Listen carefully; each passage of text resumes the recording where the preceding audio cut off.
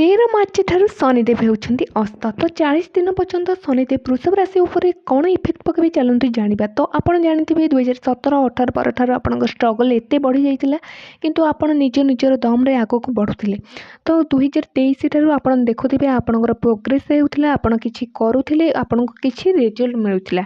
କିନ୍ତୁ ଏହି 10-11 ମାସ ହେଲା ଆପଣ ଲକ୍ଷ୍ୟ କରୁଥିବେ କି ଆପଣଙ୍କର କାମ ଅଟକି ଯାଇଛି ବା ଅଧା ରହିଛି, ଆପଣ ମଲ୍ଟି କାମରେ ହାତ ଦେଉଛନ୍ତି, ହେଲେ ଆପଣଙ୍କୁ ପୁରା ରେଜଲ୍ଟ ମିଳୁନି। ଏହା ଭିତରେ ମହତ୍ତ୍ୱପୂର୍ଣ୍ଣ କଥା, ଜୀବନରେ 3ଟି ସିଦ୍ଧାନ୍ତକୁ ଫଲୋ କରିବା ପାଇଁ ଆପଣ ଚେଷ୍ଟା କରୁଥିଲେ କି ଏହା କି ଆପଣଙ୍କର ସ୍ଥାୟୀ ବିଜନେସ୍ ହେଇଯାଉ, ଜବ୍ରେ ସେଟଲମେଣ୍ଟ ହେଇଯାଉ, କିଛି ସମ୍ପତ୍ତି ଆପଣ କରିଥାନ୍ତୁ ଓ ପର୍ସନାଲ୍ ଲାଇଫ୍ରେ ହେଲ୍ଦି ଆପଣ ରହିବା ପାଇଁ ଚେଷ୍ଟା କରୁଥିଲେ। କିନ୍ତୁ ଗୋଚର ଏବେ ବଦଳାଇବାକୁ ଯାଉଛି। ତୁମକୁ ଏବେ ଇଜ୍ଜତ ପୁଣି ଥରେ ମିଳିବ। 40 ଦିନ ପରିବର୍ତ୍ତନ 13 ମାର୍ଚ୍ଚ ଠାରୁ 22 ଏପ୍ରିଲ ପର୍ଯ୍ୟନ୍ତ ଶନିଦେବ ହେବାକୁ ଯାଉଛନ୍ତି ଅସ୍ତ। ତ ଶନିଙ୍କର ଏହି ଅସ୍ତ ହେବା ଆପଣମାନଙ୍କ ଜୀବନରେ ଅନେକ ପରିବର୍ତ୍ତନ ଆଣିବ, କାରଣ ଆପଣଙ୍କର କର୍ମ ଓ ଭାଗ୍ୟ ଭାବର ସ୍ୱାମୀ ହେଉଛନ୍ତି, ମାଲିକ ହେଉଛନ୍ତି ଶନିଦେବ। ତ ଅସ୍ତ ହେଲେ ଆପଣ ଭାବୁଥିବେ ଆପଣଙ୍କର ପ୍ରଭାବ କ'ଣ ହେବ। ତ ଏହା ଦୁନିଆକୁ ଦେଖାଯାଉଛି କି technical lord, chemical lord, ଆଇରନ୍ର lord, manufacturing lord ହେଉଛନ୍ତି ଶନିଦେବ। ଦୁନିଆରେ କ'ଣ ଏବେ ଚାଲିଛି ଆପଣ ଭଲସେ ଜାଣୁଥିବେ। ତ ଶନି ଓ କେତୁଙ୍କର ଏହି ଷଡ଼ାଷ୍ଟକ ଯୁଗ ସୁଖ ଭାବରୁ ଇନକମ୍ ଭାବ ପର୍ଯ୍ୟନ୍ତ ବନୁଛି। ଦେଖନ୍ତୁ, ଶନିଦେବ ତ 11 ହାଉସ୍ରେ ଅଛନ୍ତି, କିନ୍ତୁ କେତୁ ରହିଯାଇଛନ୍ତି ଆପଣ ସୁଖ ଭାବରେ। ତ ଏଠି ଷଡ଼ାଷ୍ଟକ ଯୁଗ ମାନେ 4th, 5th, 6th, 7th ସବୁଥିରେ 11 ହାଉସ୍ ପର୍ଯ୍ୟନ୍ତ ଯେତେ ଲର୍ଡ଼ ମାନେ ଭାବ ରହିଲା ତାକୁ ସବୁ ତାର ଇଫେକ୍ଟ କମ୍ କରୁଛନ୍ତି। ଆପଣ ସେଇଥିରେ ଯେମିତି ବେମାରରେ ପଡ଼ିବା, ବିବାହ ନ ହେବା, ଏମିତିକି ସବୁ ଷଡ଼ାଷ୍ଟକ ଯୋଗର ଆପଣ ଭିତରେ ରହିଛନ୍ତି। ତ ଚନ୍ଦ୍ର ରାଶି ଦ୍ୱାରା ଏହି ଭିଡ଼ିଓ ଆଧାରିତ।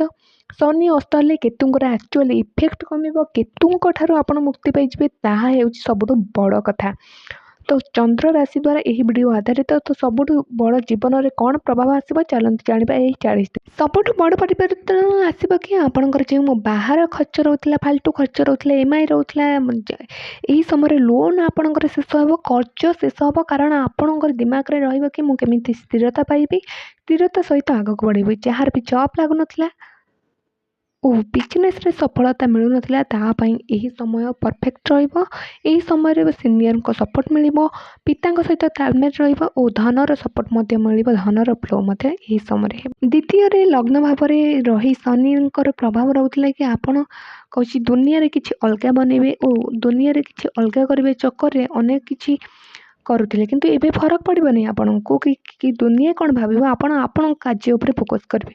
ତ ଚତୁର୍ଥ ଭାବରେ ଇନକମ୍ ଭାବରେ ଷଡ଼ାଷ୍ଟକ ବନୁଛି। ତ ଆପଣଙ୍କ ଅଣ୍ଡରରେ ଯେଉଁ ଷ୍ଟାଫ୍ ଥିଲେ ସେମାନେ କାମ କରୁଥିଲେ, ଆପଣଙ୍କର ଯେଉଁ କାମ କରୁଥିଲେ ତାହାର ସେମାନଙ୍କୁ ଶ୍ରେୟ ଯାଉଥିଲା, କିନ୍ତୁ ଆପଣ ଏଠି ଲିଡରସିପ୍କୁ ଆପଣେଇବେ ଓ ଏହି ସମୟରେ ନିଜେ ହିଁ କାମ କରିବା ପାଇଁ ଆପଣ ତତ୍ପର ହେବେ। ଏହି ସମୟରେ କାହାକୁ କିଛି କହିବାର ବେଳ ନାହିଁ, ନିଜର ଲୁଚି କାମ କରିବେ ଓ ଏହି ସମୟରେ ଆପଣ ନିଜେ ଲୁଚିକା ଆପଣଙ୍କ କାର୍ଯ୍ୟ ଉପରେ ଫୋକସ୍ କରିବେ ଓ କାହାକୁ ବି ଆପଣ କହିବାର ନାହିଁ, କାରଣ ଆପଣ ତ ସବୁ କଥା ସେୟାର କରିଦିଅନ୍ତି ଅନ୍ୟମାନଙ୍କ ସାଥିରେ, କିନ୍ତୁ ଏହି ସମୟରେ ଆପଣ ଚୁପ୍ ରହିବେ।